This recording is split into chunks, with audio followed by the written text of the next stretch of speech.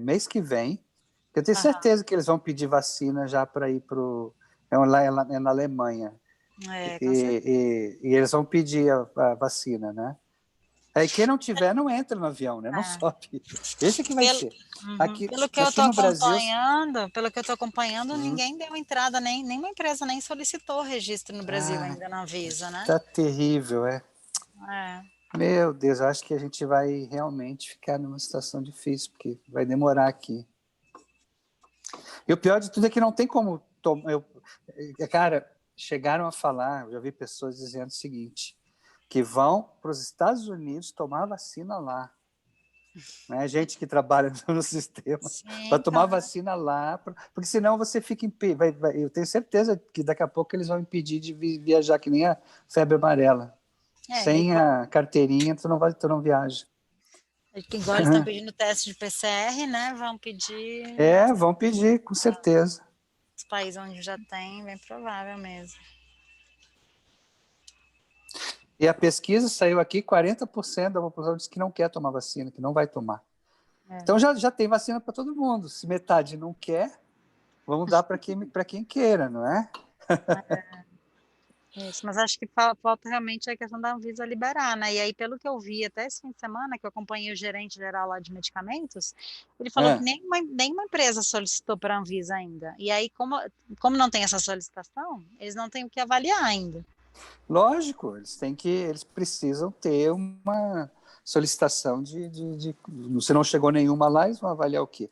Quer dizer, a bola não está com eles. Não tem que brigar com a Anvisa se eles não receberam ainda nenhum pedido.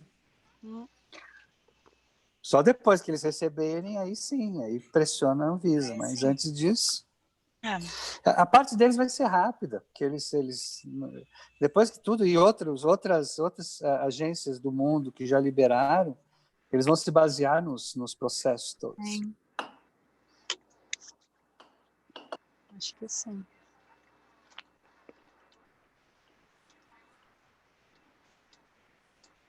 Vocês estão indo para o escritório trabalhar? Aqui, sim. Todos os dias? Eu nunca deixei de vir, né? Mas desde agosto já estou o dia todo. Os coordenadores, aí agora, acho que já tem 1 mês e meio que voltou quem não é grupo de risco. Na saúde, né? No Ministério da Saúde. Nós estamos fazendo ainda uns dias, outros dias, para não ir todo mundo para o escritório. Fazendo... Acho que é melhor. Se alguém pega indo lá, e já viu, né? Começa os problemas todos. Enquanto não tiver a vacina, vai ficar desse jeito. Com certeza. Deixa eu ver, Gregory está aqui? O Plínio está, né? Plínio, que vai mediar. Porque acho que a gente já está no horário. Plínio, você está aí? Já estamos. Aqui, Gisele, boa tarde. Boa tarde, Daniel. Boa tarde, Plínio. Estou aqui, da Apóstolos. Legal. O povo do Peru, da Colômbia, chegaram? Como é que é? Não consigo enxergar por aqui. Né? Na tela estou vendo alguns nomes aqui, mas eu não sei. Eu estou vendo a Betsy, que eu sei que é do Peru, e a Elisa da Colômbia, sim. Elas já estão escutando a gente? Será? Acho que sim, né? Já devem. Então, acho que a gente pode ir começando. Pamela Vallejo. Já está gravando?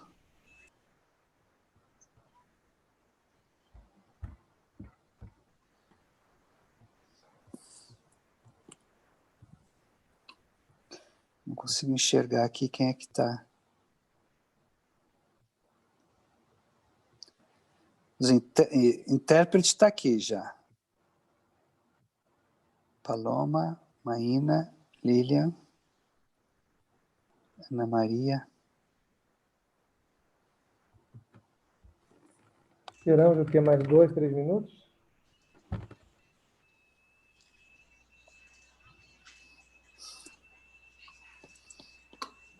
A Alba também não está aqui.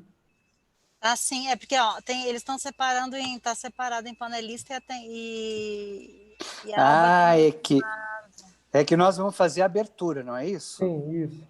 Exatamente. Então, o que vocês acham da gente começar fazendo a abertura Acho que sim. E depois continua-se. Porque quem vai fazer a abertura somos nós, não é? Acho que já dá para começar. Então, você quer começar, Daniel? Posso começar. Por gentileza. Nós vamos falar em português mesmo? Sim, vai ter Um tradução tradutor. simultânea aqui, Tá português e bom. espanhol. Bom, então vou começar. Gregory está aí também, né? Acho que já saiu. Sim. Vou começar então. Pode começar. Dá para começar, Gregory? Ótimo. Sim. Vou começar então. Então, muito bom dia, muito boa tarde a todas e a todos.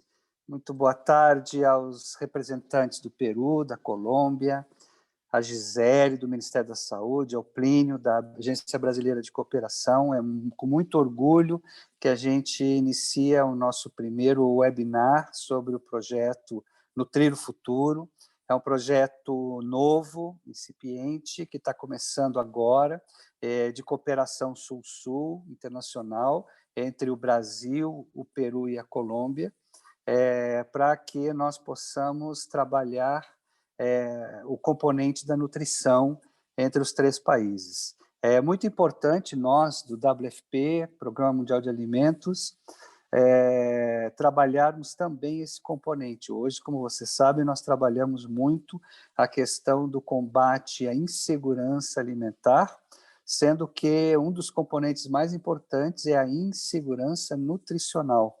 E insegurança nutricional tem uma amplitude muito grande, porque não adianta você apenas dar comida àqueles que necessitam, mas nós temos que dar alimentos nutricionalmente adequados para que as populações tenham todos os nutrientes, todas as vitaminas, tudo que é necessário para crescerem e terem um ambiente, né, digno no futuro, com menos doenças relacionadas à má alimentação. Hoje, um dos problemas sérios que o mundo enfrenta, além da fome, é a questão da obesidade, que advém da má alimentação, quando nós acabamos ingerindo alimentos ultraprocessados e que não são nutricionalmente adequados, não são nutricionalmente balanceados e que acabam afetando a nossa doença da mesma forma que afeta as pessoas que têm poucos alimentos para se nutrir. Então, é importante que nós trabalhemos esse projeto, é um projeto muito interessante, que eu tenho certeza que agora começa definitivamente, né, com esse evento, com a nossa...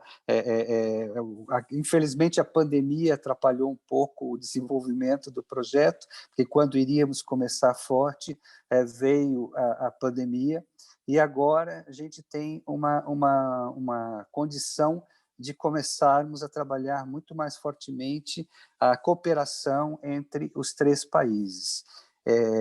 Eu não sou o especialista em nutrição, mas trabalho com o tema a longa data, sei da importância desse tema para o desenvolvimento dos países, para o desenvolvimento das nações.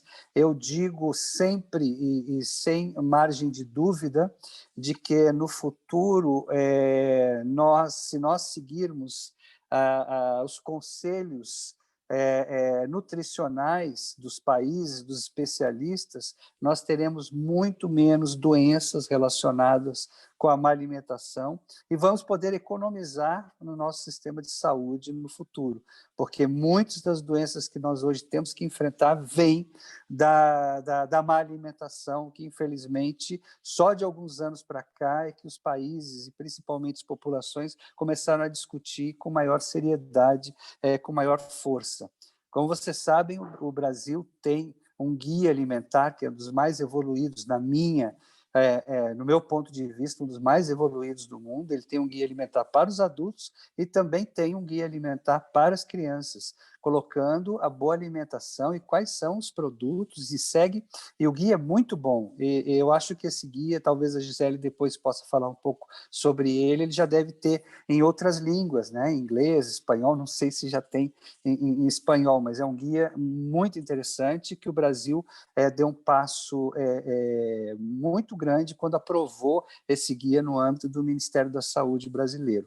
E muito nos orgulha de usar esse guia. Todos os países do mundo que a gente conversa, que a gente trabalha, nós temos apresentado esse guia, países em desenvolvimento, tanto da África quanto da Ásia, e eles ficam realmente muito interessados em colocar em prática o próprio guia brasileiro nesses países, para vocês verem a importância disso, porque nem todas as populações conhecem a importância dos alimentos e a importância de nós consumirmos alimentos in natura, né, com mais nutrientes, alimentos produzidos principalmente pelos pequenos agricultores familiares dos nossos países. Portanto, eu não vou me alongar mais, eu queria saudar todas e todos que aqui estão e dizer que esse é o passo inicial de uma cooperação que eu tenho certeza que vai dar muitos frutos entre Brasil, Peru e Colômbia, e que no futuro, quem sabe, nós possamos convidar mais países para fazerem parte dessa cooperação. Então, muito obrigado a todas e a todos. Obrigado, Daniel. Gisele, você quer falar algumas palavras de abertura também? Oi, boa tarde. Eu só queria confirmar se será que Peru estão todos ouvindo e todos identificaram que tem tradução aqui embaixo de escolher a língua português e espanhol. Eu fiquei na dúvida de como é que a gente recebe a resposta da equipe do Peru e da Colômbia, se está tudo certo. Sim, o Gregory Beth me falou está que todos falando, estão. estou vendo. Beleza, Beth, estou vendo, ótimo. E conseguiu identificar que tem tradução? Aqui embaixo tem um Perfeito. botãozinho. Ótimo, Elisa, obrigada. Eu fiquei com dificuldade de interagir, mas que bom que vocês estão ouvindo. Então, acho que agradecer ao PMA, né, a ABC, por esse projeto que está iniciando com Peru e Colômbia. Hoje a ideia é o Brasil apresentar um pouco da nossa política de alimentação e nutrição, e amanhã, né, Peru e Colômbia apresentam suas políticas, para a gente conhecer um geral do que cada país tem, e a partir disso a gente possa, então, se aprofundar em temáticas específicas, né, que sejam de interesse comum. Então, a ideia do seminário de hoje e amanhã é ter um panorama geral das nossas políticas, e a partir disso, então, aprofundar. Então, agradeço a participação aqui do PMA, da ABC, da Assessoria Internacional aqui do Ministério da Saúde, e aos nossos companheiros, né, do Peru e da Colômbia, que estarão conosco nesse projeto. Muito obrigada. Obrigado, Gisele. Eu queria brevemente, muito rapidamente, uma palavra de boas-vindas a todas e todos. Eu estou falando em nome da Agência Brasileira de Cooperação, do Ministério das Relações Exteriores. Estou representando a nossa coordenadora, Cecília Malaguti, está com problema de saúde, ela não pôde comparecer hoje. Nós trabalhamos na Coordenação Geral de Cooperação Sul-Sul Trilateral com organismos internacionais, onde esse projeto está sendo acompanhado, né, sua implementação, envolve o PMA, o WFP. Para nós é um momento assim, de muita satisfação, porque começamos, de fato, a implementar as atividades que havíamos previsto desde o começo do ano, de uma maneira virtual. Estamos conseguindo, de uma certa maneira, enfrentar as restrições que a pandemia nos impôs, né? No sentido de não podermos fazer mais eventos presenciais, pelo menos por hora, isso é impossível pensar. Daniel até lembrou disso agora há pouco. Então, a gente estamos conseguindo aqui nesse momento dar início à implementação efetiva desse projeto. Nutrir o Futuro tem um nome bonito que foi definido, uma logomarca muito bonita, e ele começa hoje, de fato, dessa maneira virtual. Então, basicamente isso, agradecer a todas e todos pela participação, os representantes de Colômbia e Peru para aqui presentes. E, enfim, teremos 45 minutos de apresentação por parte do Ministério da Saúde do Brasil, e depois teremos uma sessão de perguntas e respostas de mais 30 minutos aproximadamente. Então, a nossa previsão, em princípio, é terminarmos esse evento às 17 horas, horário do Brasil. Então, agradeço a todos mais uma vez e, bom, eu não sei se a Gisele vai fazer uso da palavra para fazer a apresentação. Obrigado a todos e todas. Ótimo, obrigado, Plínio. Acho que é isso mesmo, né? A ideia é que essa seja uma primeira reunião, que inicialmente era prevista para ser todo presencial, e com a pandemia nós estamos nos reinventando, né, e aprendendo a trabalhar de outra forma, e como já conversado com vocês em outros momentos, né, a nossa ideia é que a gente possa aprender mutuamente, né, os 3 países, pensando na dupla carga de malnutrição. E aí, a nossa proposta foi começar a partir das políticas, né, de nutrição, a princípio da saúde, e aí conforme o interesse dos países, né, a gente já tem a temática da obesidade infantil, que é um interesse do Brasil, a partir de outros interesses, né, a gente pode vir a fazer, compartilhar experiências de outras temáticas também. Então, a gente também falou para vocês que a gente teria um consultor, né? O consultor está aqui acompanhando, que a ideia é que a gente faça uma análise comparativa das políticas, né? Para que seja possível avaliar lacunas, desafios, e aí identificar cada país para que cada país possa identificar, né? No que ainda pode avançar ou aprender com o outro país, né? Assim como nós queremos aprender muito com o que deu certo no Peru e o que deu certo na Colômbia. A ideia é aprimorar as políticas. Então, eu vou apresentar para vocês a Política Nacional de Alimentação e Nutrição do Brasil. E aí, ao final, a gente vai ter, hoje, o tempo previsto é um pouco menor, porque ficou só a apresentação do Brasil, em função da abertura. E aí, amanhã, então, nós vamos ter um momento para Peru e Colômbia apresentarem, e ao final também debate. Então, essa é um pouco da dinâmica proposta para o seminário hoje e amanhã. Então, vou compartilhar minha tela. Aqui. Manifestar. Isso aqui. Vou arrumar aqui. Bom, vou começar aqui então. Eu sou Gisele, né? Acho que nós já nos conhecemos de outras reuniões. Eu sou servidora do Ministério da Saúde, sou nutricionista de formação e sou a coordenadora geral de alimentação e nutrição. Então, aqui no Ministério da Saúde, acho que é importante contextualizar, nós temos uma área de alimentação e nutrição que coordena a Política Nacional de Alimentação e Nutrição. Então, nós temos uma política que já tem 20 anos, que organiza as ações de alimentação e nutrição no setor saúde. Acho que outro ponto importante que pode diferenciar, né, entre Brasil, Peru e Colômbia é que no Brasil, por exemplo, a alimentação escolar é de responsabilidade do Ministério da Educação. Toda a regulação dos alimentos, do que pode ser comercializado ou não, da rotulagem, nós temos uma agência reguladora, que é a Anvisa. Então, a coordenação de alimentação e nutrição aqui no Ministério da Saúde, ela foca exatamente nos principais problemas de saúde e nutrição, e principalmente de intervenções no setor saúde. A gente também tem uma série de ações intersetoriais, mas essas principais políticas, né, que eu acho que quando amanhã vocês apresentarem as políticas de vocês, isso é importante, que é uma diferença que existe, né?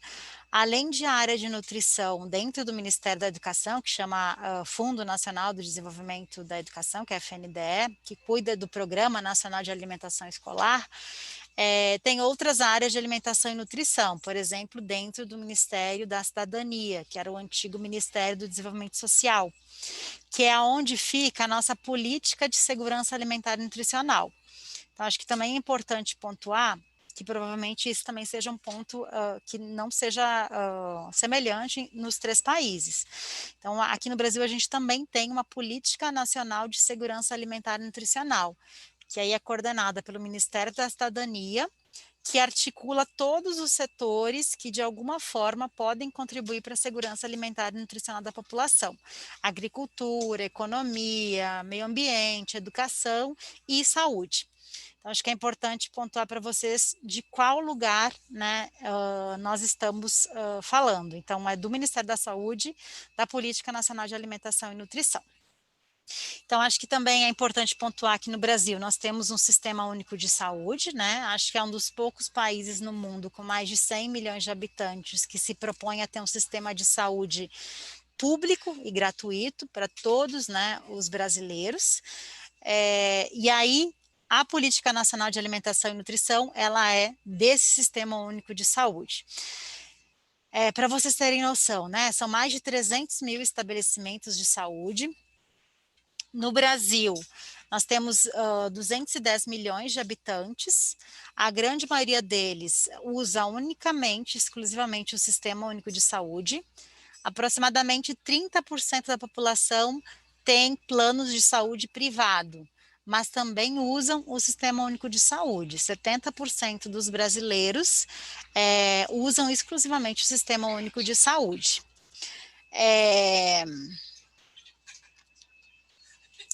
E aqui um pouco da estrutura do Ministério da Saúde. Então, no Ministério da Saúde, né, nós somos organizados em Secretaria de Vigilância à Saúde, Secretaria de Atenção Especializada, onde fica o nível ambulatorial e hospitalar, Secretaria de Atenção Primária. Então, no Brasil, nós também temos uma atenção primária muito forte, né? Mais de 70% da população brasileira tem acesso a um serviço de saúde de atenção primária. Então, a nutrição aqui no Brasil fica dentro da atenção primária, então, por isso também a gente tem uma série de ações que acontecem na atenção primária. Tem uma outra Secretaria de Ciência, Tecnologia e Inovação, que é a incorporação de medicamentos, de exames, de tecnologias. Tem uma outra secretaria que fala sobre a gestão do trabalho, e nós temos uma Secretaria Especial de Saúde Indígena, porque no Brasil, de fato, a gente ainda tem uma população de aproximadamente 700, 800 mil indígenas. Então, tem uma secretaria especial, né, para cuidar dessas demandas. E aí, aqui na Secretaria de Atenção Primária, nós temos um departamento de promoção da saúde. Então, dentro desse departamento de promoção da saúde, tem a Coordenação Geral de Alimentação e Nutrição, que é onde fica a política de nutrição. Nós temos uma coordenação de promoção da atividade física e ações intersetoriais e uma coordenação de prevenção das doenças crônicas e controle do tabagismo. Então, essa é mais ou menos a organização que nós temos aqui no Brasil, na área de nutrição. Então, outros pontos importantes que são importantes destacar no Brasil. A alimentação no Brasil, ela é um direito constitucional. Então, nós temos uma Constituição que ela é de 1988, e desde 1988 a saúde no Brasil, ela é um direito de todos os brasileiros e um dever do Estado. E em 2010 foi incorporado na Constituição que a alimentação também é um direito constitucional, é um direito de todos os brasileiros. Aí na década de 90, nós temos a lei que criou o nosso Sistema Único de Saúde. Aí na lei que cria o Sistema Único de Saúde, nós temos um artigo que prevê que compete ao governo federal, ao Ministério da Saúde, a formulação de políticas de alimentação e nutrição.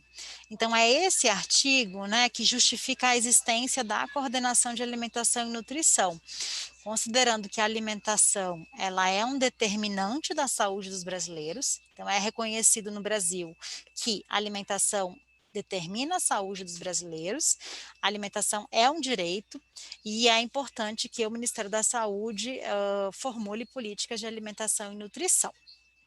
Então, por isso que nós temos instituída uma Política Nacional de Alimentação e Nutrição.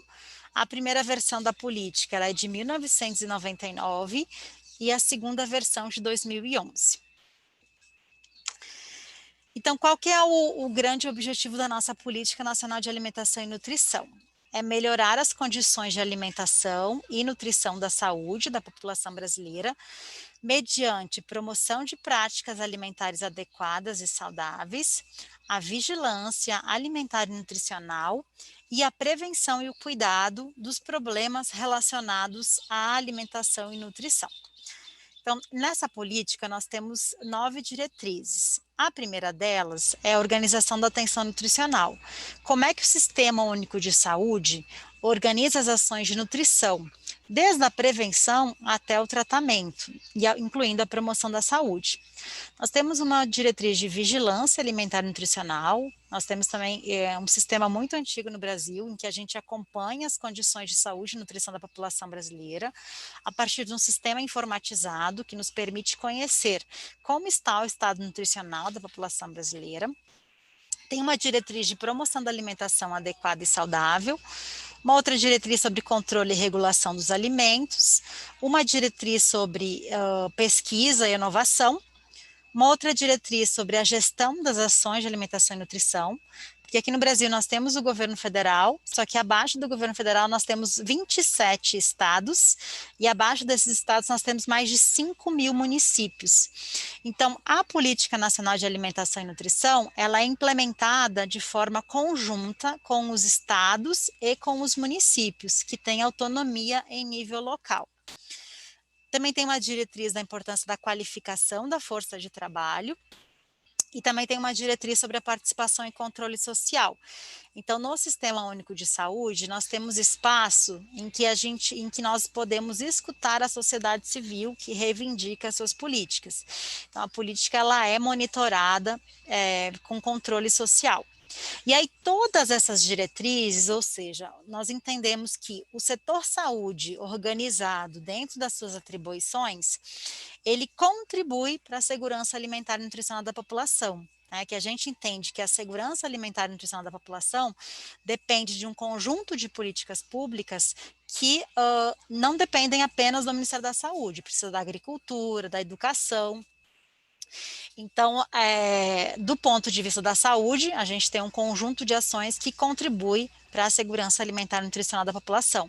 Mas todas essas outras políticas que hoje são coordenadas, né, pelo Ministério da Cidadania, elas são de suma importância, né, para garantir a saúde e nutrição da população brasileira, né? A produção dos alimentos, o abastecimento, quais os alimentos estão disponíveis no país, e uma série de outras questões que são importantes.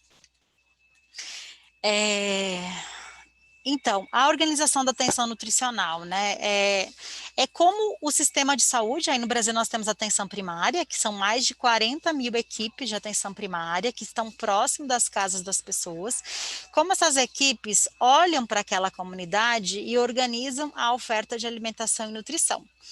E aí, quais que são nossos principais desafios hoje relacionados à alimentação inadequada no Brasil? A mais prevalente é a obesidade, outras enfermidades não transmissíveis, que é a principal causa de morte, a desnutrição, né? Apesar do Brasil ter reduzido muito a desnutrição, ainda em populações específicas, como populações indígenas, quilombolas, população vulnerável, essa prevalência ainda é importante. E aí, nós ainda temos carências nutricionais específicas, que é a anemia e a hipovitaminose A, que logo mais eu vou mostrar que nós estamos com dados atualizados do Brasil e que a prevalência tanto de anemia como hipovitaminose A reduziram bastante na última década. Então, a vigilância alimentar e nutricional, né? Então, no Brasil, como eu falei, nós temos, né, é uma das ações mais antigas da alimentação e nutrição, que antecedem o Sistema Único de Saúde. Antes da criação do SUS, nós tínhamos um Instituto Nacional de Alimentação e Nutrição, então na década de 80, a alimentação e nutrição, ela ficava no Instituto, que era fora do Ministério da Saúde.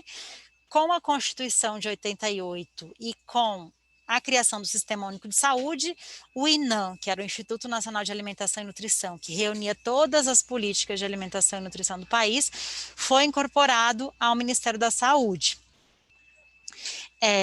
Então, hoje, na atenção primária, todos os indivíduos que frequentam uma unidade básica de saúde têm seu peso, sua altura e o consumo alimentar avaliado, a partir dos profissionais de saúde que inserem num sistema de informação, e isso nos permite, né, em nível nacional, estadual, municipal, saber qual a prevalência de desnutrição, qual a prevalência de obesidade, qual a prevalência de aleitamento materno, de acordo com o município, de acordo com o estado e dados Brasil. E além disso, né, em nível nacional, nós fomentamos uma série de uma série de estudos, né, que aí nós chamamos de vigilância alimentar ampliada, que é para além dos sistemas únicos de saúde, para além do Sistema Único de Saúde. A diretriz de gestão, eu já pontuei, que é uma gestão que nós fazemos junto com estados e municípios. Então, em todo o estado, nos 27 estados, nós temos uma referência de alimentação e nutrição. Então, é uma pessoa, pelo menos, que é responsável pelas ações de alimentação e nutrição naquele estado. Nos municípios, alguns municípios têm essa pessoa, alguns municípios não têm. Mas é dessa forma que é feita a gestão da política de alimentação e nutrição junto com estados e municípios, né, com a formação de uma rede, que nós chamamos Rede de Nutrição no SUS. Uma série de iniciativas para qualificação, que eu já vou pontuar para vocês, eu vou passar para chegar nelas, e uma série de pesquisas.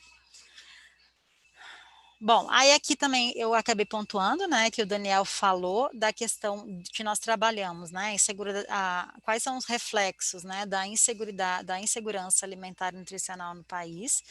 Então, hoje nós temos 60% dos adultos brasileiros com excesso de peso, então é o agravo hoje mais prevalente no Brasil relacionado à alimentação inadequada. Hipertensão é próximo de 24%, diabetes 8%, desnutrição, né? A princípio nós estamos com menos de 2% no Brasil como um todo, e as carências nutricionais, que eu vou trazer os dados para vocês, também está abaixo, está em torno de 10%, reduziu bastante na última década. E aí, na última reunião, né, nós pontuamos, né, acho que o Brasil... até antes da pandemia, né, porque eu acho que todos nós estamos numa situação muito atípica, as repercussões, né, dessa pandemia podem impactar negativamente nas condições de saúde e nutrição. E aí, aqui é um estudo que eu pontuei para vocês, mostrando como é que o Brasil reduziu a desnutrição, principalmente no período de 96 para 2006, tá? Hoje essa prevalência é um pouco mais baixa. Quando a gente avalia os fatores que reduziram, o que reduziu a desnutrição infantil no Brasil, né? A gente encontrou que 25% da redução foi por causa do aumento da escolaridade materna. 21% pelo aumento do poder aquisitivo, né? E o Brasil tem uma história dos programas de transferência de renda que contribuem para a segurança alimentar e nutricional, 11% por aumentar o acesso à saúde, 4% saneamento e 36% outros fatores. Então, isso nos mostra, né, e nos fez entender que no Brasil, a desnutrição, que hoje é bem menos prevalente do que outros agravos, ela foi minimizada ou diminuída por meio de ações estruturantes, que garantiram renda, educação, trabalho, acesso à saúde, saneamento para a população brasileira, né? E acho que um dos grandes diferenciais mesmos do país, além do aumento da escolaridade materna, né, foi a redução das desigualdades, né, que agora com a pandemia, realmente o cenário muda um pouco. E isso, de fato, contribuiu com a redução da desnutrição e outros agravos no país. Então, aqui eu já pontuei, né, a gente também tem um dado que a maioria dos diabéticos e os hipertensos apresentam excesso de peso, e esses agravos são reflexos da alimentação inadequada. Nós também temos pesquisas nacionais que nos permitem acompanhar como é que está o consumo alimentar da população brasileira. Então, nos últimos anos, né, aqui no Brasil, a dieta básica do brasileiro é arroz com feijão, alimentos in natura, só que isso vem diminuindo ao longo dos anos e vem aumentando a participação de alimentos ultraprocessados. Então, hoje, esses dados aqui são de 2017 e 2018, mostrando que aproximadamente 20% do que os brasileiros ingerem vem de alimentos ultraprocessados. 11% de processados e 15% de ingredientes culinários. a grande maioria, 53% do que nós consumimos, ainda vem de alimentos in natura e minimamente processados. Então, o nosso grande desafio, né, enquanto política pública, enquanto setor saúde, é pensar em políticas públicas que aí, do setor saúde, para além do setor saúde, que protejam esse padrão alimentar brasileiro, né, que hoje é responsável ainda por 53% do que nós ingerimos. Outro ponto importante, né, que nós partimos do pressuposto de que o consumo alimentar não é só uma questão individual, por mais que nós tenhamos os guias alimentares que definem quais são as recomendações, nós consideramos, né, essa referência para mostrar que os ambientes e uma série de outros fatores, para além do conhecimento, né, acabam impactando no que os indivíduos consomem ou não. Então, esse é um pressuposto também das nossas ações. E aí, outro pressuposto também, que a gente incorpora sempre, é reconhecer que a obesidade também, né, ela é, claro, um reflexo da dieta e da atividade física, mas tem uma série de outros fatores, né, os ambientes, né, onde nós estamos inseridos, e uma série de outros fatores que acabam impactando nos alimentos que nós vamos ou não consumir, ou na atividade física que nós vamos ou não consumir. Então, uma série de políticas públicas que, na sua grande maioria, extrapolam o setor saúde, podem contribuir, né, para o aumento, né, do acesso aos alimentos saudáveis e à prática de atividade física. Aqui vou passar. Acho que uma ação importante, né, que eu não sei como é nos países de vocês, mas a nossa Política Nacional de Alimentação e Nutrição, todos os anos, o governo federal, aqui no Ministério da Saúde, nós repassamos um recurso para os estados, um recurso financeiro para os estados e para os municípios, não para todos os municípios, porque nós não temos recurso para todos os municípios, mas para aproximadamente 1.000 municípios. Então, mais ou menos 1.000 municípios recebem um recurso financeiro, somando, aqui são 23 milhões de reais, dá uns 6 ou 7 milhões de dólares que nós repassamos para esses 1.000 municípios para eles implementarem a Política Nacional de Alimentação e Nutrição. Então, é um incentivo federal para a implementação da política nos estados, nos 27 estados e nos municípios. Nesse momento, nós estamos num processo de reestruturação para definir quais são os municípios. Hoje, são os municípios maiores que recebem esse recurso, e nós temos recebido uma série de reivindicação de repassar esse recurso para os municípios menores. Então, a ideia é que no próximo ano essa estratégia seja aprimorada. Então, é um incentivo financeiro para a implementação da política. Essa é uma ação que contribui para a estruturação em nível local.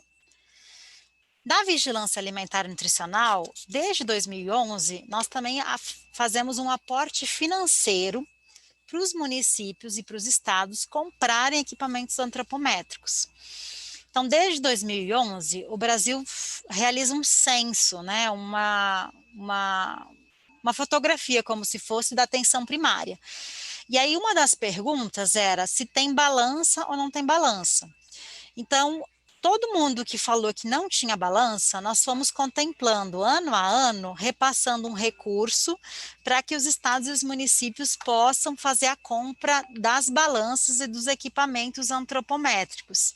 Então, isso também é um repasse financeiro. Então, nós fazemos um repasse financeiro para a implementação da PNAM, e nos últimos 9 anos nós fizemos um repasse para a compra de equipamentos antropométricos.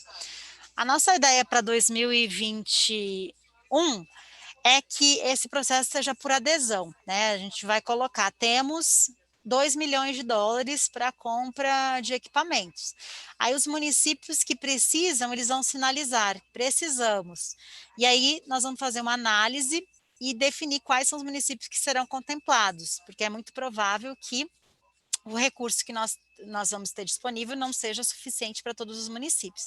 Então, a ideia é fazer por um processo de adesão, né? Por quais municípios sinalizam que precisam das balanças. E aí, a nutrição na atenção primária, né, para vocês entenderem como nós ficamos dentro da atenção primária, nós temos uma série de ações que acontecem prioritariamente na atenção primária, que eu posso agrupar em vigilância alimentar e nutricional, que eu já falei um pouco, a prevalência das deficiências nutricionais, então a suplementação dos programas, todos acontecem na atenção primária, e as ações de promoção da alimentação saudável na atenção primária.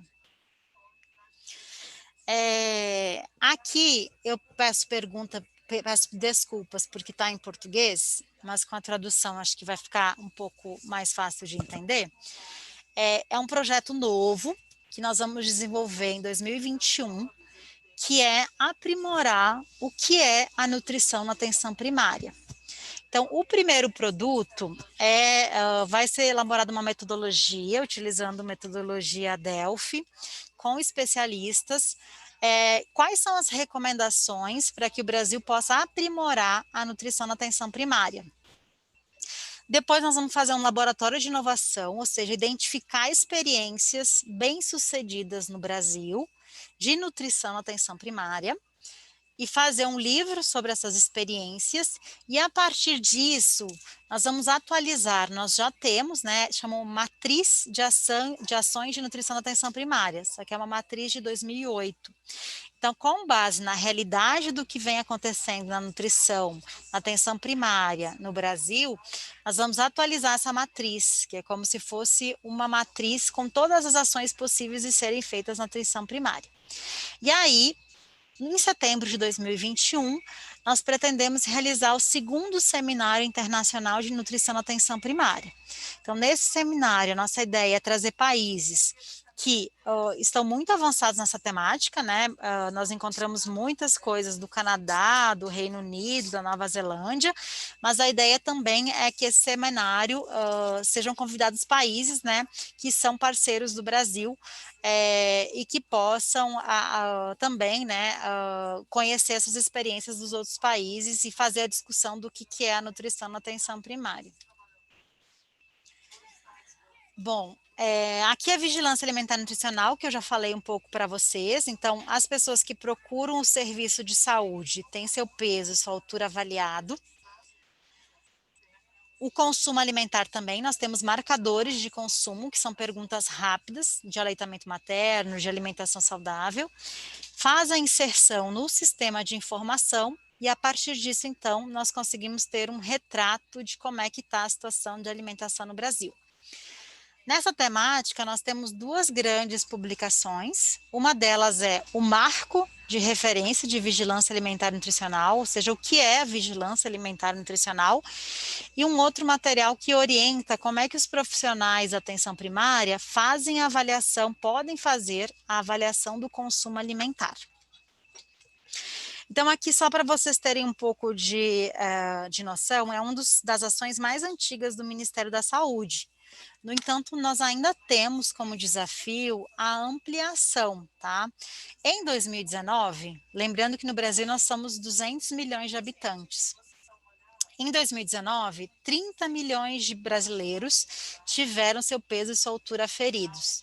Isso dá uma cobertura de 15% da população. Tá? O consumo alimentar, nós temos dados de 2 milhões de pessoas. Então, são ações que acontecem há muitos anos, mas ainda nós temos o desafio de ser uma ação que, de fato, aconteça em todas as unidades básicas de saúde. Ela acontece em todas as unidades básicas de saúde, mas ainda nós temos o desafio de que todas as informações, todas as pessoas que têm seu estado nutricional avaliado, esse dado seja, de fato, consolidado. Apesar disso, né, nós temos dados de 30 milhões de brasileiros, né, e isso é um montante considerável e nos permite acompanhar essa tendência na população brasileira. Bom, na atenção primária também, nós ainda temos os programas de suplementação. Então, nós temos um programa de suplementação de ferro, um programa de suplementação com micronutrientes, que chama NutriSUS, e a suplementação com megadoses de vitamina A. O Programa Nacional de Suplementação de Ferro, como é que funciona? No Brasil, o Ministério da Saúde, aí não é a área de nutrição, é a área de assistência farmacêutica, repassa um recurso para o município e os municípios compram seus insumos básicos, porque divide em medicamentos básicos e medicamentos especializados. Aí, o ferro, tanto para gestante quanto para criança, está dentro desse componente básico. Então, o Ministério da Saúde repassa um recurso para o município coloca uma parte de recurso, porque acho que é importante pontuar que o nosso sistema único de saúde, o financiamento dele é tripartite, 3 partes. O governo federal coloca uma parte, o governo estadual coloca outra parte, e os municípios colocam outra parte. Então, no suplemento de ferro é assim também, o município compra esse suplemento e disponibiliza na atenção primária. E hoje são suplementadas as gestantes e as crianças. O NutriSUS, que é uma ação de suplementação com micronutrientes em pó, ele aconteceu de 2014 a 2019. Nesse ano não aconteceu, porque nós temos uma grande dificuldade de compra desse produto. A importação ela é muito difícil e nós estamos tentando investir na produção nacional. E aí a compra nacional está muito difícil de acontecer, então esse ano acabou não acontecendo. E o programa de suplementação de vitamina A, o Ministério da Saúde compra as cápsulas de vitamina A, nós enviamos para os 27 estados, os estados enviam para os municípios, e as equipes de atenção primária, que são aquelas mais de 40 mil equipes de atenção primária, aplicam a megadose nas crianças. Então, aqui é só as condutas que eu já falei para vocês. E aqui a alimentação saudável. Então, acho que todos vocês conhecem, né, o Guia Alimentar da População Brasileira, o Guia Alimentar para Crianças Brasileiras Menores de 2 anos. Eles são os documentos oficiais, mas a partir dele nós elaboramos uma série de outros materiais para diferentes públicos, para profissional, para professor, para população, para agente comunitário, para simplificar, né, as mensagens e facilitar o uso do guia. E aí as equipes de atenção primária, elas fazem as ações de promoção da saúde lá nas comunidades, né, nos territórios. Aqui uma série de outros materiais, então tem um material que é muito utilizado, que é como eu, né, profissional de atenção primária, médico, enfermeiro, posso conduzir grupos de alimentação saudável. Então, são metodologias para a condução de grupos, né? A partir do guia também, nós elaboramos esse material que chama Alimentação Cardioprotetora. É como se fosse a dieta mediterrânea adaptada para o padrão brasileiro, com alimentos brasileiros. E aí, a diferença desse material em relação ao guia alimentar é que ele traz quantidades, porque ele é para fazer o manejo, né, para fazer o cuidado de indivíduos que já têm hipertensão, diabetes ou obesidade. E aí precisam quantificar, né, o que deve ou não ser consumido. Então, é a dieta mediterrânea adaptada para os alimentos do Brasil, que chama alimentação cardioprotetora. Outra ação importante que nós temos nessa ação dos guias alimentares, né, aqui no canto esquerdo, são materiais que nós elaboramos para os professores, de acordo com a idade da criança, com base no guia. Então, nós temos um material para creche, que é de 0 a 4 anos, como é que o professor trabalha o tema de alimentação com crianças dessa idade. Depois tem o material de como é que o professor, né, trabalha educação infantil, que é até 5 anos. Aqui no Brasil depois chama Fundamental 1 e Fundamental 2. Então, são 4 cadernos com sugestões de atividades para os professores trabalharem a temática de alimentação saudável em sala de aula, a partir do guia alimentar. E aí, aqui no lado direito, é algo que nós ainda vamos lançar, né? Nós estamos considerando uma ação muito inovadora, que é o material de como é que o profissional da atenção primária, como é que os médicos, os enfermeiros, os agentes comunitários podem fazer intervenções breves a partir da avaliação do consumo. Então, esse primeiro print da tela é os marcadores de consumo que estão disponíveis na atenção primária. Então, o profissional marca aqui, né? No Brasil, nós definimos alguns marcadores positivos e outros negativos. partindo do pressuposto que na atenção primária, né, não tem como realizar um inquérito de 24 horas, uma avaliação detalhada, então foram definidos, né, marcadores positivos e negativos da alimentação do brasileiro, que o profissional faz, né, por exemplo, aqui no Brasil, ó, ontem você comeu feijão, né, feijão é marcador de alimentação saudável do brasileiro. Ontem você comeu verduras ou frutas? Ontem você comeu bebidas adoçadas? Então tem esses marcadores para cada idade, e aí a partir disso se criou esse segundo desenho, que é um fluxo, que ajuda o profissional de saúde a tomar decisão. Então, quando eu pergunto se a pessoa comeu ou não feijão ontem, se comeu feijão, né, o que o profissional de saúde tem que fazer? Valorizar a prática. Se não comeu, o que ele fala? Aí ele vai para essa última página, que é uma série de recomendações de como é que eu posso abordar a temática com aquele indivíduo a partir de uma intervenção breve. Então, isso é para qualificar um pouco as ações da atenção primária. O que nós sabemos no Brasil, né? A grande maioria dos indivíduos que procuram um serviço de saúde, eles recebem orientações sobre peso e alimentação. No entanto, quando nós vamos avaliar qual o tipo de orientação, é identificado que são orientações muito gerais. Por exemplo, você precisa perder peso, você precisa comer melhor. Então, identificando a necessidade da qualificação dessas orientações, nós pegamos os materiais do Guia Alimentar e transformamos em protocolos rápidos para apoiar essas intervenções pelos profissionais da atenção primária. Aqui é uma estratégia que nós temos também na atenção primária, que chama Estratégia Amamenta e Alimenta Brasil, que é uma ação para intensificar as ações de promoção do aleitamento materno e alimentação complementar na atenção primária à saúde, para qualificar as ações que são realizadas pelas equipes.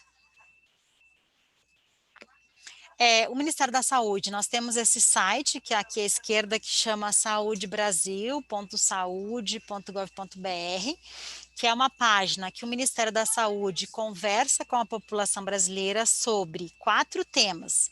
Eu quero me alimentar melhor, eu quero me exercitar, eu quero ter um peso saudável e eu quero parar de fumar. Então, aqui, as mensagens do Guia Alimentar são transformados em mensagens de rádio, vídeos curtos, reportagens, podcasts, uma série de outros materiais, né, com uma linguagem mais simples. Então, esse portal é um portal que nós utilizamos para falar com a população.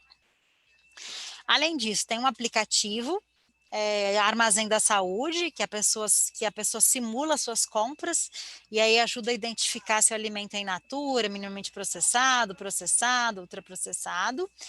E aí, agora, nos tempos de Covid, né, nós realizamos uma série de orientações específicas para alimentação e Covid, que também foram veiculadas na plataforma Saúde Brasil.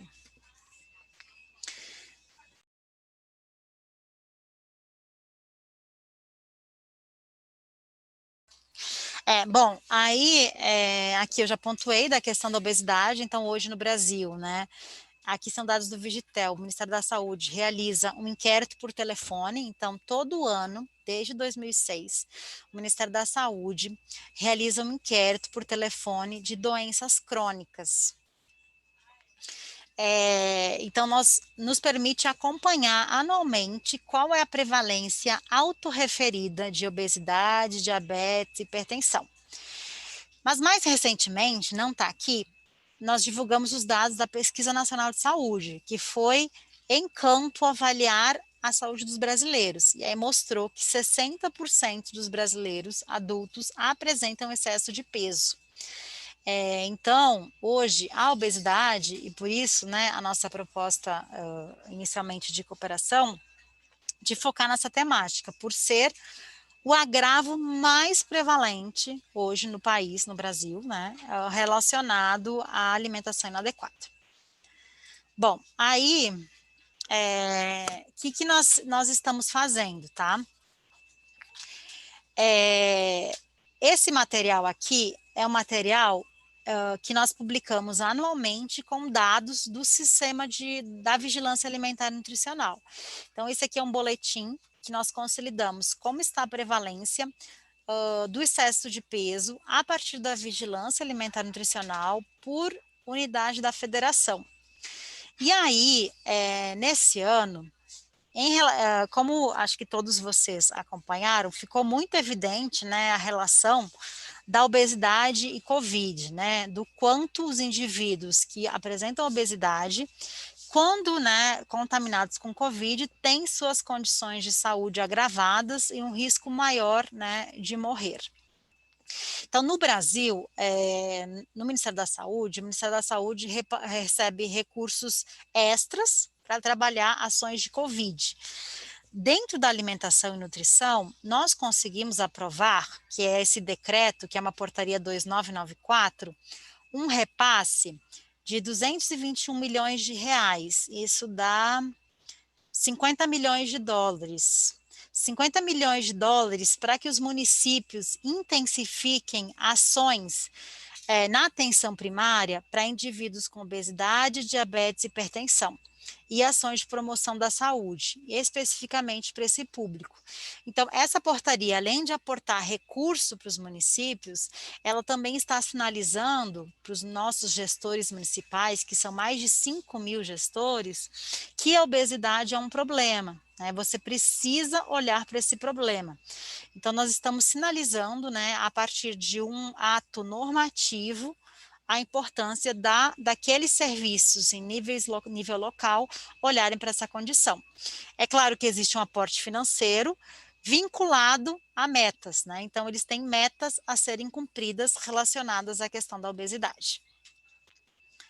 E aí, para o próximo ano, nós estamos trabalhando num programa que nós chamamos um programa de atenção às pessoas com sobrepeso e obesidade na atenção primária.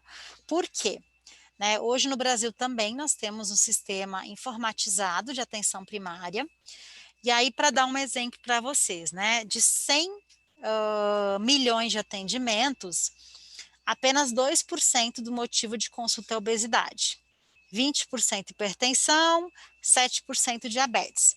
Então, por esses e outros números, né, nós temos debatido, né, que parece que a obesidade, ela passa despercebida ou invisível, né? Então, quando o indivíduo se torna diabético ou hipertenso, a equipe de saúde olha para esse indivíduo, oferta a medicação, né? No Brasil as medicações também estão disponíveis, né, de forma gratuita, e a obesidade não necessariamente é abordada. Então, nós estamos num grande esforço na atenção primária de que os indivíduos já identificados com obesidade possam receber intervenções precoces, né, para evitar que esses indivíduos se tornem diabéticos ou hipertensos. Então, é uma grande estratégia de qualificação, né, que nós vamos lançar no próximo ano. Aqui é uma série de materiais que nós estamos elaborando. Então, assim, para qualificar, né, existe o entendimento de que nós precisamos qualificar os profissionais que estão na atenção primária, principalmente médico e enfermeiro. Não tem nutricionista em todas as equipes, parte tem, parte não tem. Então, a nossa ideia, nosso pressuposto é de que a equipe mínima, que no Brasil nós chamamos de equipe mínima, o médico e o enfermeiro, né, façam intervenções, né, e aí tem uma série de cursos que nós estamos elaborando para formar esses profissionais, cursos presenciais, cursos à distância, protocolo, guia, como é que, instrutivo do manejo coletivo da obesidade, instrutivo do manejo individual, como faz a abordagem dietética de quem tem diabetes, de quem tem hipertensão, para aumentar, né, as ações para qualificação dos profissionais. Então, na temática da obesidade, né, nós trabalhamos com duas vertentes. Uma é de olhar para os indivíduos que hoje já estão acometidos pela obesidade, e aí, enquanto serviço de saúde, nós precisamos dar uma resposta adequada. E agora, a partir de agora, uma outra linha de ação que eu vou mostrar para vocês, que é ações, né, focadas na prevenção da obesidade, né, para evitar que outros brasileiros, né, venham a apresentar obesidade. Então, nós temos a linha, né, de melhorar, ou seja, se hoje a cada 10 brasileiros, 6 têm excesso de peso, o serviço de saúde precisa estar preparado para apoiar esses indivíduos. E a outra linha, né, que nós sabemos que são mais custo-efetivas, são as ações que podem ser realizadas pelo Ministério da Saúde ou por outros setores para melhorar os ambientes onde nós estamos inseridos na tentativa de prevenir a obesidade infantil. Então, no que nós viemos trabalhando, tá? Nós temos uma ação hoje que chama Crescer Saudável, que é dentro do Programa Saúde na Escola, né? O Programa Saúde na Escola é uma ação que não fica aqui na coordenação de nutrição, fica na coordenação de ações... Mais devagar? Vou falar mais devagar. O Programa Saúde na Escola é uma ação que acontece entre saúde e educação. As equipes de atenção primária vão nas escolas realizar ações, entre elas ações de alimentação saudável. Tem 4 anos que nós incluímos metas para os municípios em relação à obesidade infantil, no âmbito da escola. Mas o que nós temos trabalhado agora, para o próximo ano, é um plano nacional de prevenção e controle da obesidade infantil. O que é? A ideia é que nós tenhamos um plano nacional de prevenção da obesidade infantil com diretrizes nacionais, mas que os municípios, né, hoje são mais de 5.000, possam manifestar interesse ou aderir a esse plano. E aí, quando esse município adere, ele vai ter uma lista de ações que podem e devem ser desenvolvidas nas cidades. E ele vai marcar quais as ações ele vai fazer. E aí, nós estamos trabalhando num rol de ações que vai, né, mexer muito com o sistema alimentar. Então, cada cidade pensar desde a produção até o consumo. Isso para a alimentação e olhando também para os espaços da atividade física. Então, esse plano, nossa ideia é lançar no próximo ano, ele vai funcionar, aqui está em português, eu peço desculpas também, mas eu inseri há pouco tempo. A ideia é que no início do ano, né, o ministro da Saúde assine um compromisso, né, com nossos secretários estaduais e municipais, se comprometendo na prevenção e controle da obesidade infantil.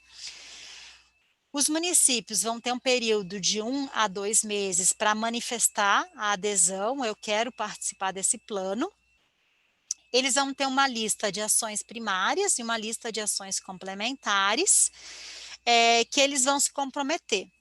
O Ministério da Saúde vai aportar um recurso financeiro no primeiro ano de implantação, no segundo e no terceiro ano, vinculado ao cumprimento de metas. Então, vai ter lá, por exemplo, uma ação, né? São aproximadamente 100 ações, né? Que ele vai marcar quais ele vai fazer. Por exemplo, para atividade física, instituir uma lei que feche a rua no domingo para as crianças poderem brincar. Então, é uma série de ações, né, que com base na literatura e com base nas evidências científicas do que funciona, nós vamos tentar induzir nas cidades. E aí, vou tentar agilizar um pouco, porque eu já estou passando do meu tempo. Outras ações além da atenção primária. Né?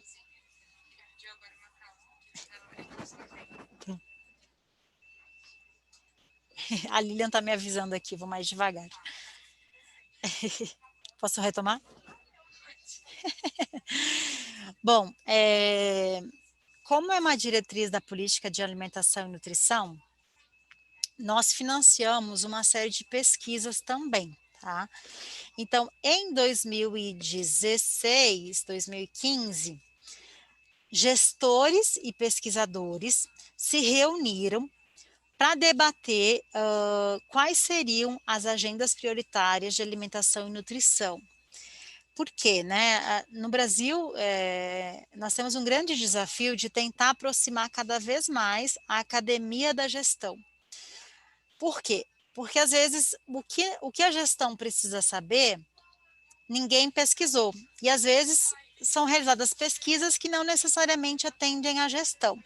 Então, nós estamos num processo, né, que que nós realizamos seminários de pesquisas que integram pesquisadores e gestores para definir quais são as prioridades de pesquisa. O que o Brasil ainda precisa saber?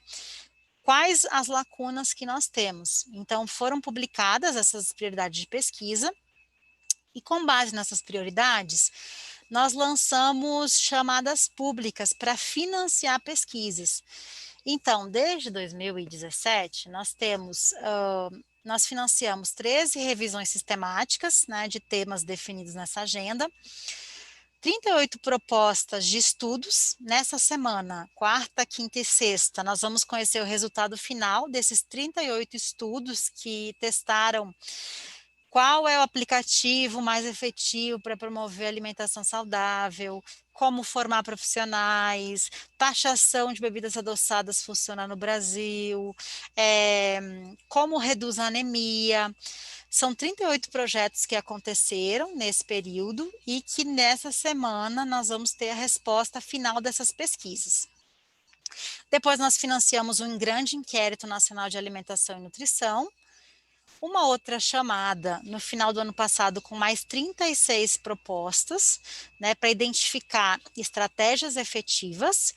E nesse ano, recentemente, nós também lançamos uma outra chamada pública para que as universidades, né, apresentem suas propostas de pesquisa para nos ajudar a identificar as estratégias mais efetivas, muito focada em alimentação saudável e obesidade. Então, para tentar produzir conhecimento, né, e nos ajudar a identificar as lacunas.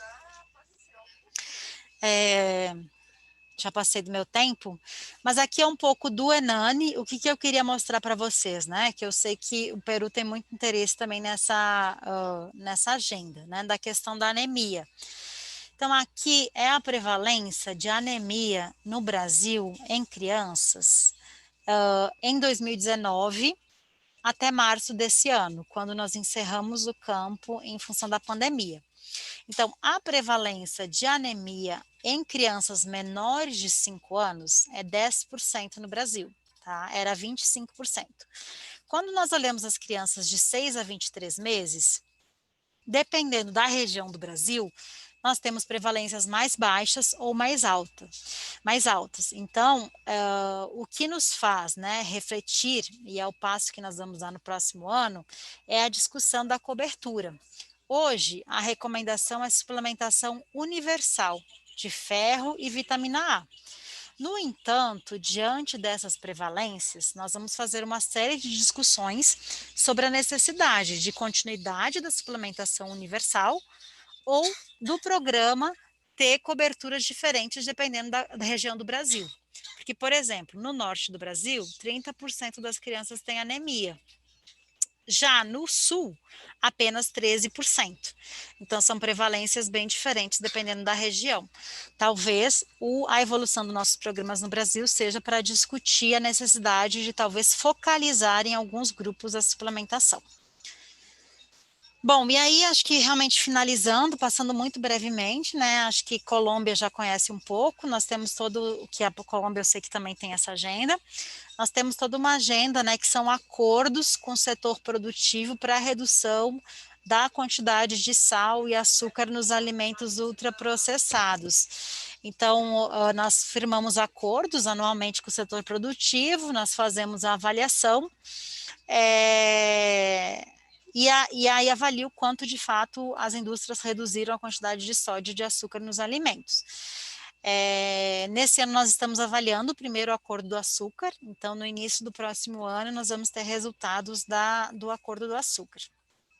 No Brasil nós também fortificamos as farinhas com ferro e ácido fólico, mas é uma ação que é coordenada pelo Ministério da Saúde, mas a vigilância, a Anvisa, né, é que faz todo o monitoramento, se as farinhas têm ou não a quantidade adequada. E no Brasil também nós temos a fortificação do sal com o iodo. E aí, realmente, finalizando, assim, para passar de uma forma muito geral em todas as agendas, né? Acho que amanhã vocês vão ficar com essa mesma sensação de que é uma pincelada no que existe, mas acho que é um primeiro contato, né, de vocês com a nossa política, e amanhã nós estamos muito curiosos para conhecer um pouquinho, né, do geral das políticas de vocês, para que nos permita, de fato, aprofundar nos temas de interesse. Então, na agenda internacional, né, nós temos uma série de ações, o Brasil coordena a rede de guias alimentares e a rede de redução do consumo do sal. Nesse ano, em função da pandemia, as redes acabaram tendo poucas atividades, mas a ideia no ano que vem é retomar. Nós temos essa cooperação com o PMA, que envolve Colômbia e Peru, que são vocês, mas a gente também está em cooperação com Moçambique, com Portugal, com todos os países de língua portuguesa. E na rede de guias e na rede de sal, né, nós temos 10 países aqui da América Latina envolvidos nessas temáticas. Então, de forma muito, muito geral, essas são as principais frentes de trabalho. Tem algumas outras agendas que eu percebi que faltaram, mas que, conforme a necessidade, eu vou pontuando. Muito obrigada.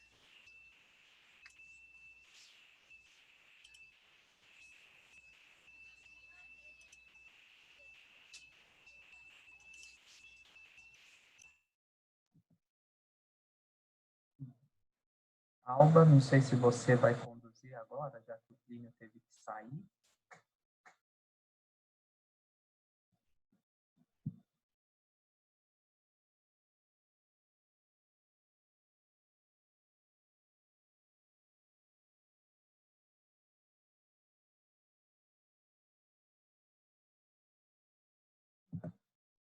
Então, eu vou conduzir agora as perguntas e respostas. Gisele, não sei se você consegue ver na sua tela, tem um quadradinho de questions and answers, perguntas e respostas, do lado do bate-papo. Tem algumas que a Ana já respondeu, mas tem duas abertas aí para você. A primeira é: como se vigila o cumprimento do acordo de metas para a redução de sódio? E a segunda, que dá para você ver aí também, é: qual é a linha de base para as metas do acordo de redução de açúcares? Over. Não sei se o tradutor pegou.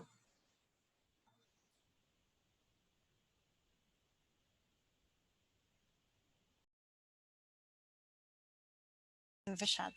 Olá, tudo bem? Eu vou falar, a primeira pergunta foi em relação ao acordo do sódio, né, e o segundo do açúcar, depois a Ana pode me complementar. Mas o acordo do sal, né, são acordos mais antigos, né, que acontecem desde 2011. Inicialmente são definidas várias categorias, os alimentos são agrupados em categorias, é realizada uma média, né, qual é a média e a mediana de sal naquela categoria, por exemplo, pães, né, qual a média e a mediana daquela categoria, e aí se propõe um percentual de redução. Aí o setor produtivo faz uma análise, normalmente eles fazem uma contraproposta, e aí se chega numa meta, né, que seja factível e viável para o setor produtivo e que também tenha um impacto na saúde da população. E aí, o monitoramento é realizado a partir do rótulo dos alimentos, no ano seguinte, depois de 2 anos, né? A cada 2 anos o monitoramento. Nesse período, nós realizamos cinco termos de cooperação, né, incluindo diferentes categorias de alimentos, massas, pães, de acordo com os grupos, e agora, nesse ano, finaliza esses 5 termos, né? E aí a nossa proposta para a indústria foi reunir esses 5 termos num único termo, e aí nós propusemos a redução de mais 15% na quantidade de sal. E aí, nessa fase, nós estamos aguardando o retorno deles, né, para ver se é possível isso. Então, a proposta de redução, ela parte dessa análise da média e mediana daquela categoria, E aí existe um processo de negociação. E para o açúcar é a mesma coisa. E aí, dependendo da categoria, tem uma meta de redução. E aí, nesse momento, assim, até então, o monitoramento era feito a partir do rótulo, mas nesse ano nós estamos realizando o monitoramento tanto do acordo do sal, a partir de análises laboratoriais, como do açúcar, né? Do açúcar, como aqui no Brasil o açúcar não é de declaração obrigatória, o monitoramento do açúcar está prevendo uma análise desses alimentos, né? Então é na fase que nós estamos agora. Com a aprovação da rotulagem, nova rotulagem no Brasil, a partir de 2023 o açúcar vai ser declaração obrigatória aqui no Brasil, mas no momento não é. Ana Spani, você quer complementar alguma coisa? Só rapidamente, Gi, me escuta bem, né? Eles perguntaram em relação à linha de base, como são acordadas as metas, né? Então, a Gisele falou que são essas que é feito a partir da rotulagem dos alimentos em relação ao sódio. Normalmente, a gente implica que a partir de uma linha de base, ou seja, conhecendo o perfil nutricional dos alimentos em relação ao sódio, a gente tem um pressuposto de que, no mínimo, 50% dos produtos de cada categoria de alimentos, isso é, massas instantâneas, queijo, cereais, pelo menos 50% dos produtos de cada categoria precisem fazer alguma reformulação para redução do teor de sódio. Em relação ao teor de açúcar, foi aplicado esse mesmo pressuposto, além do que o impeditivo, né, de uma substituição do açúcar por edulcorantes, né, para garantir que, de fato, aconteça uma redução do teor de açúcar sem uma substituição desse sabor doce. E essa linha de base, ela é feita a partir do levantamento, como não temos no Brasil uma obrigatoriedade da declaração de açúcar no rótulo, a partir da rotulagem em termos da quantidade de açúcar total desses alimentos, se estimou essa redução de, no mínimo, 50%. Mas, a partir disso, também será feita análise laboratorial desses alimentos para garantir que, de fato, essa redução foi feita na quantidade de açúcar livre, né, desses alimentos, e não na quantidade de açúcar total, que pode incluir diferentes tipos de açúcar provenientes de ingredientes culinários, como frutas, farinhas, etc. É isso, só para complementar rapidamente, Gi. Oi, Gi. Oi, pessoal, Alba Neide falando. Eu agora consegui. Parabéns, Gisele. Obrigada, Alba. Tem mais uma pergunta. Tem, né? eu estou vendo aqui, tem várias. Isso, eu estou vendo uma aqui. Você está lendo? Que os estándares estão utilizando para ver os limites de açúcar, sódio e gorduras saturadas. É do OMS ou próprio? É uma das perguntas que a Lena fez.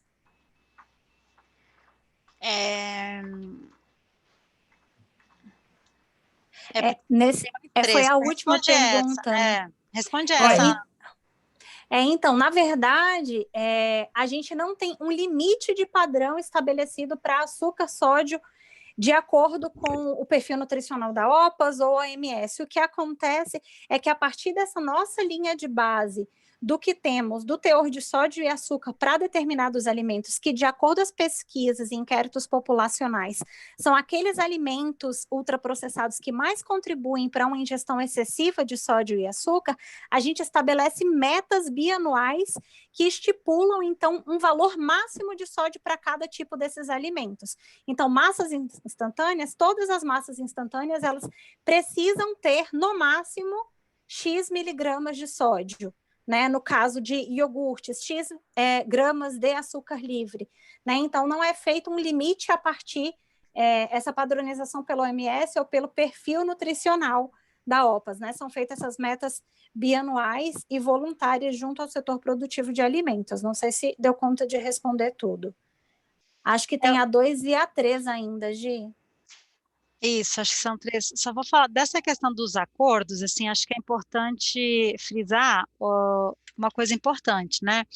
Na verdade, é uma ação que ela visa reduzir o dano, né? Porque eles vão continuar sendo alimentos ultraprocessados. Então, não é assim, é como se fosse que o objetivo é atingir um padrão da OPAS. Na verdade, é um acordo mesmo com o setor produtivo dentro das limitações tecnológicas para redução, né? Então, é isso que a Ana falou. Eu acho que tem 3 perguntas aqui que elas se complementam, da Lena, que é quais são as lições aprendidas na redução da desnutrição e anemia? E quais experiências poderiam ser aproveitadas no sobrepeso e na obesidade? Bom, na nossa avaliação, né, eu acho que o que nós aprendemos com a desnutrição, com a anemia, nós vamos fazer esse estudo, né, o que foi que contribuiu, o que fez o Brasil sair de um patamar de 25% de anemia para 10%, né, uma redução significativa em 12 anos. Esse estudo ainda vai ser feito. Mas pela desnutrição, né, acho que ficou evidente nesse estudo que eu mostrei do Carlos, mas tem outros estudos, é que a redução da desnutrição no Brasil, ela aconteceu por medidas estruturantes, né, a renda. No Brasil nós temos, além da questão, né, de garantir emprego, nós temos o programa Bolsa Família, que garante, né, uma renda mínima para as famílias. Então, acho que o que nós podemos aprender é que, principalmente na redução da desnutrição, e aí, claro, isso com certeza se aplica para o sobrepeso e para a obesidade, é que medidas estruturantes, né, que garantam as necessidades básicas da população brasileira, contribuíram, né, com a redução da desnutrição. Então, principalmente a renda, a educação, acesso à saúde e saneamento básico, né? Acho que é o básico. Mas, assim, no Brasil, nós também sabemos que aí entra nos outros 36%, que tem uma série de outras políticas públicas, né? Por exemplo, o Programa Nacional de Alimentação Escolar, né? Que garante os alimentos saudáveis para mais de 40 milhões de brasileiros, né? Contribuem com acesso. Então, acho que um dos pontos que nós temos discutido muito, tanto na relação da desnutrição quanto da obesidade, é que, além das medidas estruturantes, né, nós precisamos de políticas públicas que, na sua maioria, né, extrapolam o setor saúde. Por exemplo, ações da agricultura. Né, os alimentos são produzidos no Brasil, a que preço eles são comercializados, né? Então, onde as famílias estão inseridas, no ambiente em que elas estão inseridas, acho que é uma lição assim que o mundo inteiro vem discutindo, né? Da importância de ter políticas públicas pensando no sistema alimentar que garantam desde a produção até o abastecimento. E como faz com que essa comida de fato chegue a todos da mesma forma. Então, medidas estruturantes, eu acho que é o que a gente viu. Agora, para anemia, a gente ainda vai fazer esse estudo, mas é muito provável que isso também se observe, né, da melhoria das condições de vida da população brasileira, se refletindo, né, em melhores desfechos de nutrição. Em relação à obesidade, não é só a questão da renda, né? Porque no Brasil nós também observamos que a obesidade é muito prevalente nas classes mais altas, mas o que nós observamos no Brasil é que a velocidade do aumento da obesidade, ela é maior na população de baixa renda, né? Como um reflexo da insegurança alimentar e nutricional. Então, é algo importante.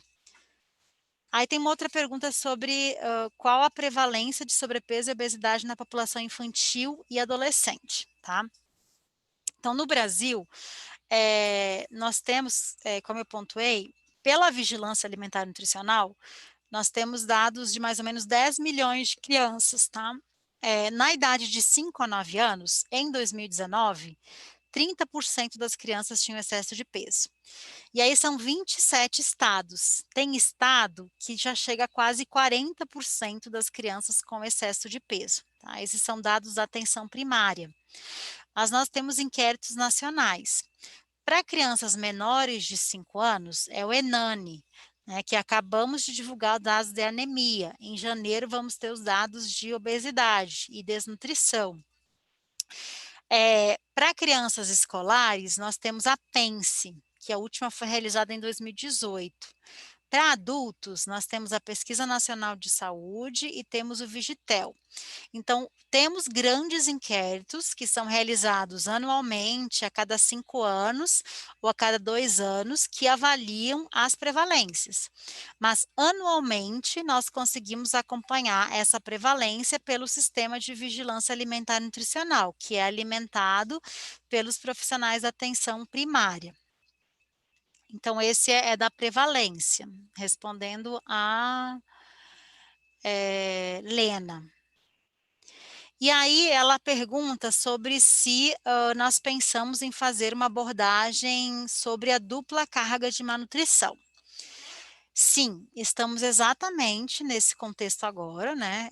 Como vocês viram, a prevalência de obesidade no Brasil aumentou drasticamente, mas também nós sabemos que a insegurança alimentar e nutricional aumentou no Brasil. Pela pesquisa de orçamento familiar, nós acompanhamos a cada 5 anos, né, como é que está o estado de segurança alimentar e nutricional da população. Então, os dados de 2017 e 2018 que foram divulgados nesse ano mostraram que a insegurança alimentar e nutricional aumentou no Brasil. Então, aumentando a insegurança alimentar e nutricional, é muito provável que a desnutrição também aumente. E esses dados, eles são de antes da pandemia. E aí tem uma série de estudos pontuais, né, mostrando, né, o aumento da insegurança alimentar e nutricional em função do desemprego, né, das escolas que estão fechadas. Por isso, né, eu comentei que no Brasil nós estamos com um orçamento adicional, por causa da pandemia. Nós estamos trabalhando numa proposta que ainda está em negociação, né, não só do Ministério da Saúde, mas com outros setores, para intensificar as ações, e aí não só para desnutrição, mas para obesidade infantil também. A ideia é intensificar as ações, né, no próximo ano, né, pós-pandemia ou em pandemia ainda, para a questão da dupla carga de malnutrição em crianças. Então, considerando que a obesidade é um grande problema no Brasil, que a desnutrição diminuiu muito, mas considerando que a pandemia provavelmente, né, deixou muitas famílias em situação de insegurança, a nossa proposta para o início do próximo ano, já está em negociação, é trabalhar a dupla carga de malnutrição em crianças, e aí nós temos a proposta do setor saúde e estamos tentando negociar que essa ação seja intersetorial. Então, é nesse processo que nós estamos agora, junto com a educação e cidadania, para que de fato seja uma ação que possa interferir não só, né, no que é governabilidade da equipe da saúde, mas nas estruturas locais, né, principalmente nos sistemas alimentares, né, e na forma como são produzidos e garantidos os alimentos em nível local. Vamos ver se tem mais alguma.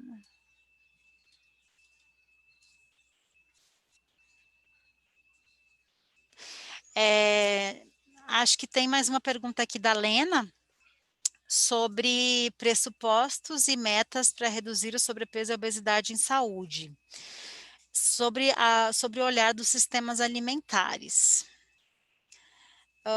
pelos setores produtivos e agropecuários, para abordar essa problemática. Bom, no período de 2014 a 2018, nós desenvolvemos uma estratégia que chamava Estratégia Intersetorial de Prevenção e Controle da Obesidade, que era coordenado pelo antigo Ministério do Desenvolvimento Social e Combate à Fome.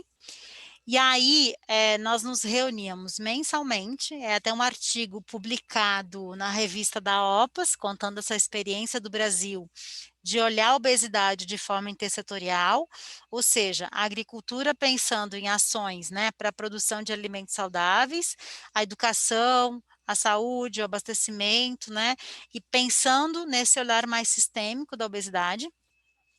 No entanto, com a reestruturação do governo federal, essa estratégia está suspensa desde o início do ano passado.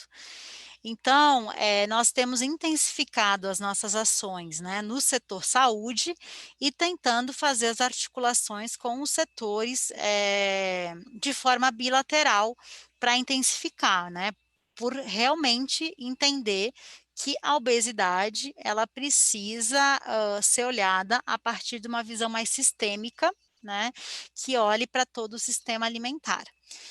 Então, o que nós temos focado também é que, né, como no Brasil nós somos uma federação, né, que os municípios, né, e aí eu pontuei para vocês que nós somos mais de 5.000 municípios, são autônomos, a nossa ideia para janeiro e fevereiro do ano que vem é trabalhar essa temática a partir do que nós estamos chamando de um Plano Nacional de Prevenção da Obesidade Infantil. Então, a nossa ideia é induzir que as cidades, que são autônomas, pensem em ações em todo o sistema alimentar, para que as cidades sejam mais saudáveis para as crianças e suas famílias, na perspectiva, então, de ter ação em nível local, desde a produção até o consumo dos alimentos. Então, essa é a proposta que nós, considerando, né, que a Estratégia Nacional da Obesidade está suspensa temporariamente, em função da reestruturação, nós vamos trabalhar essa temática a partir dos municípios, né, empoderando os governos locais a implementarem cidades mais saudáveis. E aí não só para a questão da alimentação, mas também olhando para a questão dos espaços públicos de lazer, de atividade física, para que as crianças estejam em ambientes mais favoráveis, né, tanto para alimentação quanto para atividade física. Mas nessa agenda, né, também da obesidade, que é essa experiência relatada na revista da OPAS do Brasil, que funcionou muito bem durante o período, nós estamos iniciando, eu não coloquei na apresentação, no ano que vem, a FAO instituiu que é o Ano Internacional das Frutas e Vegetais. Então, nós estamos com uma proposta aqui no Brasil de intensificar uma série de ações para incentivar o consumo de alimentos in natura e minimamente processados, e aí incluindo as frutas e verduras, mas no caso do Brasil nós também temos interesse em discutir o arroz com feijão, que é a base da nossa alimentação. Então, a partir dessa agenda, nós estamos fazendo uma série de discussões com todos os setores responsáveis para pensar estratégias de como a gente pode melhorar, né, desde a produção até o consumo, os alimentos saudáveis no Brasil. E aí, na perspectiva de que, tendo uma agenda integrada, né, que pense políticas desde a produção até o consumo, seja uma ação que promova mais saúde e tente melhorar, né, a oferta de alimentos saudáveis no Brasil. Eu acho que agora nós respondemos todas, se eu olhei, se eu tenho... Mais alguma pergunta? Ou foi todas, Alba? Foi todas aqui pelo meu controle, todas. Não? Uhum. Eu não estou visualizando mais nenhuma. É que o Plínio saiu, teve que sair, então eu passei a mediação. Gregory, você está visualizando mais alguma pergunta? Porque eu não estou visualizando mais nenhuma. Tudo ok, Gisele e Alba. Então, a gente está dentro do prazo, né? 17 horas era a previsão. Acho que Gisele pôde colocar todas as ações da Política Nacional de Alimentação e Nutrição. É interessante que no Brasil a gente tem essa política de muito tempo, de 99, mas assim, ela vem sempre sendo aprimorada e tem sempre alguma coisa para aprimorar, porque de fato é uma população gigantesca, né? E a gente está caminhando, saímos durante muitos anos, vivemos com a desnutrição assolando nossas crianças, especialmente, né? Mulheres grávidas, né? Também, né? A gente tinha grandes problemas de nutrição com esse grupo populacional, e hoje a gente está com sobrepeso e obesidade nesse grupo populacional, né? Também, quer dizer, além, né, dessa população adulta, agora a gente atinge as crianças, que é um problema sério, e é um problema também muito de acesso, e essa a política que é integrada, né? A gente não consegue fazer nenhum tipo de política pública que ela não seja intersetorial, ela não seja sistêmica, ela seja realmente integrada e que a população entenda os seus direitos, né? E assim, ela ter livre acesso. Isso é importante, né? Que ela tivesse acesso, mas que ela soubesse escolher. E o que a população, o grande problema da nossa população, muitas vezes, não é só a questão de não ter conhecimento, é na realidade de acesso, né? Então, esse é um grande problema que nós temos no Brasil, renda, né? E quando tem esse acesso, os alimentos mais fáceis, porque o acesso não é só ter renda, o acesso é ter a condição de adquirir aquele alimento, né? E aí, essas políticas públicas que são importantes a gente para o campo da saúde como um todo, e enxergando a questão saúde como uma visão não só temática de um ministério, de um setor, mas a visão saúde como um todo, né, do ser humano como um todo, enxergando ele como um ser integral. Então, acho que era isso que a gente poderia falar em nome do Centro de Excelência, agradecer mais uma vez a Gisele, a equipe da Gisele, né, da CGAM, e se alguém tiver mais alguma dúvida, e amanhã estaremos, né, no mesmo horário, né, isso seria interessante, né, se todo mundo puder abrir suas câmeras. Eu vou ter que acender a luz, porque acho que ninguém me enxerga, eu estou num lugar, assim, que não é muito visível, eu estou sendo uma invisível aqui para vocês, mas é por conta da luminosidade, que é ruim aqui. Vou tentar ver se eu consigo. Não sei. Melhorou, Alba, bastante. Melhorou, né, um pouco. Vou dar mais 20 segundinhos aí... para a turma ir se ajeitando, enquanto eu ajeito meu computador aqui para tirar um print screen também. Se todos puderem, para a gente capturar, né?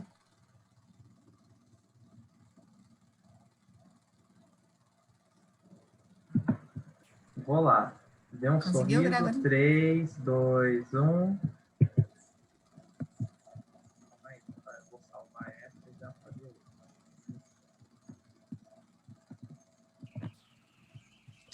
Foi?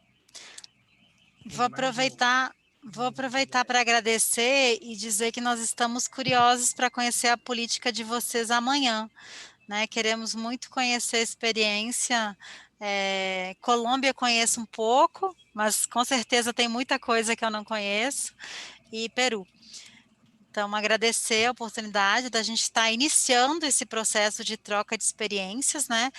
Acho que a partir do momento em que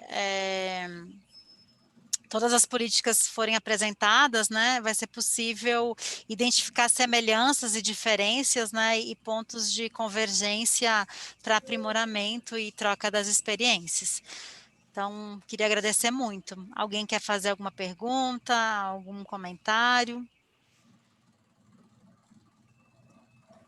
Acho que, em nome da ABC, eu gostaria de agradecer, né, ao Ministério da Saúde pela apresentação. Foi muito esclarecedora, vemos que o Brasil tem várias políticas na área, é óbvio que temos muitas coisas para aprender, e é isso um dos motivos, né, da nossa cooperação. No mais, agradecer a presença de todos e que a gente se encontre amanhã. Isso, hasta amanhã, né? Gracias, hasta mañana. Gracias, hasta mañana. Gracias, hasta mañana. Muchas gracias, Giselle. Hasta mañana. Hasta y a todo el equipo. Buenas tardes.